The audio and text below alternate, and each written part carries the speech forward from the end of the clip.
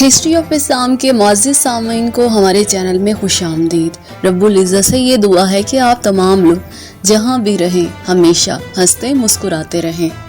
ناظرین کرام، آج کا موضوع حضرت ادریس علیہ السلام کے حوالے سے ہے۔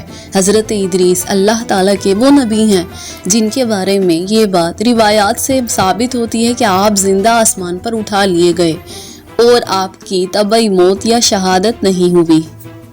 آج کی اس ویڈیو میں حضرت ادریس علیہ السلام اور حضرت اسرائیل علیہ السلام کا قصہ بتایا جائے گا۔ اپنی ویڈیو میں آگے بڑھنے سے پہلے آپ سبھی لوگوں سے یہ گزارش ہے، ہمارے چینل ہسٹری آف اسلام کو لائک کیجیے اور کمنٹ سیکشن میں اپنی قیمتی رائے کا اظہار ضرور کریں۔ قرآن پاک میں حضرت ادریس علیہ السلام کے بارے میں یہ بتایا گیا ہے، وَاذْكُرْ فِي الْكِتَابِ إِدْرِيسَ إِنَّهُ كَانَ صِدِّيقًا نَبِيًّا ترجمہ، اور یاد کر کتاب میں ادریس کو کہ وہ سچا نبی تھا۔ پڑھانے کی کثرت کے سبب سے آپ کا لقب ادریس ہوا اور علم نجوم آپ کے معجزات میں سے ایک معجزہ ہے۔ آپ کے بارے میں یہ بھی بیان کیا جاتا ہے کہ آپ زمین پر عبادت کرتے اور فرشتے آپ کی اس عبادت کو آسمان پر لے جاتے۔ آپ کا پیشہ یہ تھا کہ آپ سلائی کرتے، یعنی کہ آپ درزی تھے۔ آپ جب بھی سلائی کرتے آپ ہر دم اللہ تعالیٰ کی تسبیح بیان کرتے، اور جن جن لوگوں کو آپ سلائی کر کے دیتے آپ کسی سے بھی اس کام کی اجرت نہیں لیتے۔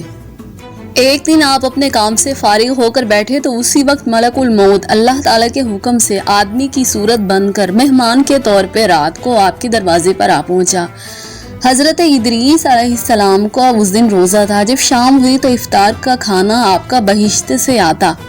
آپ جتنی مقدار میں کھانا چاہتے کھا لیتے، باقی تمام کھانا بہشت میں چلا جاتا۔ اس دن کا کھانا جب بہشت سے آیا تو حضرت ادریس علیہ السلام نے وہ کھانا اس مسافر کو پیش کر دیا۔ وہ مسافر در حقیقت حضرت اسرائیل علیہ السلام تھے۔ مسافر نے کچھ بھی نہیں کھایا اور ہر وقت آپ کے ساتھ عبادت میں مصروف رہا۔ ادریس علیہ السلام اس شخص کا یہ حال دیکھ کر بہت حیران ہوئے اور یہ سوچنے لگے کہ کوئی بھی شخص اتنی دیر تک اللہ تعالیٰ کی عبادت کیسے کر سکتا ہے، جبکہ انسان جو کہ اگر ایک وقت کا کھانا نہیں کھاتا تو دوسرے وقت کا کھانا وہ لازمی کھاتا ہے۔ کوئی شخص بغیر کھائے پیے اتنی دیر کیسے حشاش بشاش اور تر و تازہ رہ سکتا ہے۔ اگلے دن حضرت ادریس علیہ السلام نے اس مسافر سے یہ کہا، اے مسافر، تو میرے ساتھ چل کہ میں اللہ تعالیٰ کی قدرت کو صحرا میں جا کر دیکھوں۔ دونوں بزرگ گھر سے میدان کی طرف نکلے جاتے جاتے گیہوں کے کھیت میں جا پہنچے۔ حضرت ملک الموت نے کہا، چلو اس کھیت سے چند خوشے گیہوں کے لے کر ہم دونوں مل کر کھاتے ہیں۔ حضرت ادریس علیہ السلام نے یہ فرمایا کہ آپ بہت ہی عجیب آدمی ہیں۔ آپ نے رات کو حلال کھانا نہیں کھایا، اب آپ حرام کھانا کھانا چاہتے ہیں۔ وہاں سے نکلنے کے بعد آپ لوگ ایک دوسرے باغ میں جا پہنچے۔ وہاں پر انگور دیکھ کر حضرت اسرائیل علیہ السلام نے انہیں کھانے کا ارادہ کیا۔ حضرت ادریس علیہ السلام نے یہ کہا کہ تصرف غیر ملک میں حرام ہے۔ جاتے جاتے ایک بکری کو دیکھ کر حضرت اسرائیل علیہ السلام نے کھانے کا ارادہ کیا۔ تب حضرت ادریس علیہ السلام یہ بولے کہ تم بہت ہی عجیب آدمی ہو، اللہ تعالیٰ کی حلال کردہ چیز کو تم نے خود پر حرام کر لیا اور اب حرام چیزوں کی طرف تم لپک رہے ہو۔ بس اسی طرح 3 روز تک حضرت اسرائیل علیہ السلام اور حضرت ادریس علیہ السلام باہم گفتگو کرتے رہے۔ ان 3 دنوں میں حضرت ادریس علیہ السلام نے یہ محسوس کیا کہ یہ آدمی حضرت آدم علیہ السلام کی اولاد سے معلوم نہیں ہوتا۔ آپ نے اس شخص سے یہ فرمایا، خدا کے لیے ظاہر کرو کہ تم کون ہو اور مجھ سے کیا چاہتے ہو۔ اس نے عرض کیا کہ میں اسرائیل علیہ السلام ہوں۔ حضرت ادریس علیہ السلام نے یہ فرمایا، کیا تم یہاں پر میری جان لینے کے لیے آئے ہو؟ انہوں نے کہا، نہیں، میں تو آپ کے ساتھ دل لگی کرنے آیا ہوں۔ حضرت اسرائیل علیہ السلام نے یہ کہا کہ آپ 3 دن سے میرے ساتھ ہیں، کیا آپ نے اس عرصے میں کسی کی جان قبض کی؟ آپ نے یہ بتایا، یعنی حضرت اسرائیل علیہ السلام نے یہ جواب دیا، تمام مخلوقات کی جان قبضے میں کرنا ہمارے لیے ایسا ہے جیسا کہ آپ کے دونوں ہاتھوں کے نیچے ایک روٹی رکھی ہوئی ہے۔ اللہ کے حکم سے جس کی موت کا وقت قریب آتا ہے، میں ہاتھ بڑھا کر اللہ تعالیٰ کے حکم سے اس کی جان قبض کر لیتا ہوں۔ یہاں پر حضرت اسرائیل علیہ السلام یہ کہنے لگے، اے ادریس، میں یہ چاہتا ہوں کہ آپ کے ساتھ تعلق قائم کروں، یعنی آپ کے ساتھ بھائی چارہ کروں اور آپ کا بھائی بن جاؤں۔ حضرت ادریس نے جواب دیا، میں تیرے ساتھ تب تعلق قائم کروں گا کہ تو مجھے موت کا مزہ ایک بار چکھا دے، تاکہ میں اللہ کے خوف سے اور عبرت سے زیادہ اللہ تعالیٰ کی عبادت کروں۔ ملک الموت نے کہا کہ اللہ کی رضا کے خلاف میں کسی کی جان قبض نہیں کر سکتا۔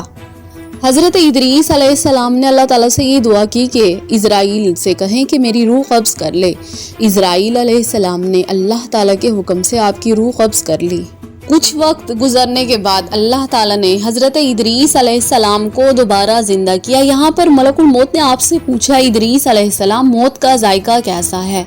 حضرت ادریس علیہ السلام یہ سن کر بولے، موت کا ذائقہ ایسا ہے جیسے کسی زندہ جانور کی کھال سر سے پاؤں تک کھینچ لی جائے۔ ملک الموت نے کہا، اے بھائی قسم ہے رب العالمین کی، جیسا کہ میں نے تیرے ساتھ احسان کیا ایسا کسی کے ساتھ بھی نہیں کیا۔ حضرت ادریس علیہ السلام نے فرمایا، اے بھائی مجھے دوزخ دیکھنے کا شوق ہے تو مجھے اس کے دروازے تک لے چل، تاکہ اس کو دیکھنے سے میرے اندر اللہ تعالیٰ کا خوف زیادہ ہو اور میں زیادہ اللہ تعالیٰ کی عبادت کر سکوں۔ حضرت اسرائیل علیہ السلام اللہ تعالیٰ کے حکم سے حضرت ادریس علیہ السلام کو جنت کی طرف لے گئے، جنت کی سیر کرائی۔ اس کے بعد آپ نے کہا کہ مجھے دوزخ کی طرف بھی لے جائیں۔ دونوں جگہ دیکھ لینے کے بعد آپ نے حضرت اسرائیل علیہ السلام سے یہ فرمایا، اے بھائی میں نے موت کا ذائقہ چکھ لیا اور جنت اور دوزخ دونوں دیکھ لی، مگر جہنم میں جانے کے بعد میرا جگر پیاس کے مارے جل رہا ہے۔ اگر آپ کی اجازت ہو تو میں بہشت میں جا کر ایک پیالہ پانی کا پی لوں۔ تب حضرت اسرائیل علیہ السلام نے کہا کہ تم یہ عہد کرو کہ تم جنت سے واپس آؤ گے۔ بوجہ شدید پیاس کے حضرت ادریس علیہ السلام نے واپس آنے کا ارادہ کر لیا اور یہ عہد کیا کہ میں پانی پی کر دوبارہ ضرور آؤں گا، اور اللہ کے حکم سے اپنی نالین یعنی جوتوں کو درخت طوبہ کے نیچے چھوڑ کر بہشت میں داخل ہو گئے، کیونکہ آپ نے باہر آنے کا ارادہ کیا تھا، اور نالین کو بھی درخت طوبہ کے نیچے چھوڑا اور بہشت سے نکل کر اپنی نالین کو لیا اور دوبارہ بہشت میں جا بیٹھے۔ کچھ دیر بعد ملک الموت نے ان کو آواز دی کہ اے بھائی تاخیر مت کرو اور جنت سے نکل آؤ۔ جواب میں حضرت ادریس علیہ السلام یہ فرمانے لگے کہ اے میرے بھائی، رب العزت یہ فرماتا ہے، کل نفس ذائقۃ الموت، ہر انسان کو موت کا مزہ چکھنا ہے۔ اب تو میں موت کا مزہ چکھ چکا ہوں۔ اور ساتھ میں رب العزت یہ بھی فرماتے ہیں، وَإِن مِّنكُمْ إِلَّا وَارِدُهَا، اور نہیں کوئی تم سے جو نہ پہنچے گا اس میں، سو میں دوزخ میں بھی پہنچ چکا ہوں اور جنت میں بھی۔ اور یہی رب العالمین یہ فرماتے ہیں، لا یمسہم فیہا نصب وما ہم منہا مخرجین، ترجمہ نہ پہنچے گی وہاں ان کو کچھ تکلیف اور نہ ان کو وہاں سے کوئی نکالے گا، یعنی جو بہشت میں چلا جائے گا وہ دوبارہ واپس نہیں آئے گا۔ اے بھائی میں تو اب ہرگز باہر نہیں آؤں گا۔ یہاں پر اللہ تعالیٰ کی طرف سے یہ آواز آئی، اے اسرائیل علیہ السلام تو ادریس علیہ السلام کو چھوڑ کر چلا جا، میں نے ان کی تقدیر میں یہی لکھا ہے۔ حضرت اسرائیل علیہ السلام موت کا مزہ چکھ کر اور دوزخ اور جنت بھی دیکھ کر جنت میں جا رہے ہیں۔ تب اسرائیل علیہ السلام یہ بیان کرنے لگے، ان الجنت حرام علی الانبیاء حتی یدخلوا خاتم الانبیاء، ترجمہ بہشت حرام ہے انبیاء پر جب تک کہ خاتم الانبیاء اس میں داخل نہ ہوں۔ بہشت میں یہ آواز آئی، اے اسرائیل میں بہشت کو دریغ نہیں رکھتا، لیکن پہلے بہشت میں اللہ کے آخری نبی حضرت محمد صلی اللہ علیہ وآلہ وسلم داخل ہوں گے، اور اس کے بعد باقی تمام مخلوقات جنت میں داخل ہوگی۔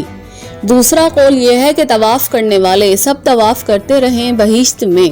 اللہ تعالیٰ یہ فرماتے ہیں، وَرَفَعْنَاهُ مَكَانًا عَلِيًّا، اور اٹھا لیا ہم نے ان کو اونچے مکان پر۔ پس بہشت میں حضرت ادریس علیہ السلام جا تو رہے تھے، لیکن دوسری جانب آپ کے تمام فرزند شب و روز گریہ زاری میں مصروف تھے۔ ایک دن ایسا ہوا کہ ابلیس لعین ان کے پاس آیا اور یہ کہنے لگا کہ تم تمام لوگ رویا مت کرو، میں تمہارے باپ کی سی ایک صورت تمہیں بنا کر دیتا ہوں، تم لوگ اس کو شب و روز دیکھا کرو، اس سے تمہارا دکھ درد اور غم ہلکا رہے گا اور تم پہلے سے زیادہ خوش رہو گے۔ ابلیس نے ایک ایسی صورت بنائی کہ اس کی شکل میں اور حضرت ادریس علیہ السلام کی شکل میں کوئی فرق نہیں تھا، بس اتنا فرق تھا کہ وہ صورت بات نہ کرتی جبکہ حضرت ادریس علیہ السلام بات کرتے۔ وقت گزرنے کے ساتھ ساتھ وہ تمام لوگ اس صورت کو دیکھتے، اس سے باتیں کرتے اور اپنے دل کا غم ہلکا کرتے، یہاں تک کہ لوگ اس کو پوجنے لگے اور بت پرستی تمام عالم اسلام میں پھیل گئی۔ مشرق سے مغرب تک یہ رواج جاری رہا، یہاں تک کہ ایک وقت ایسا بھی آیا کہ کوئی بھی اللہ تعالیٰ کو پہچاننے ہی نہ لگا۔ حضرت ادریس علیہ السلام کے جانے کے بعد ان کی قوم میں علم و عمل بالکل ہی ختم ہو گیا اور لوگ براہ روی کا شکار ہو گئے۔ اس کے بعد رب العزت نے حضرت نوح علیہ السلام کو اس قوم پر پیغمبر بنا کر بھیجا تاکہ لوگوں کو راہ ہدایت کی طرف بلا سکے۔ دوستو، اگر آپ لوگوں کو ہماری آج کی یہ ویڈیو اچھی لگے تو پلیز ہمارے چینل ہسٹری آف اسلام کو ضرور لائک کیجیے، ہماری آج کی اس ویڈیو کو اپنے دوستوں کے ساتھ بھی شیئر کیجیے اور ہمارے چینل ہسٹری آف اسلام کو ضرور سبسکرائب کیجیے۔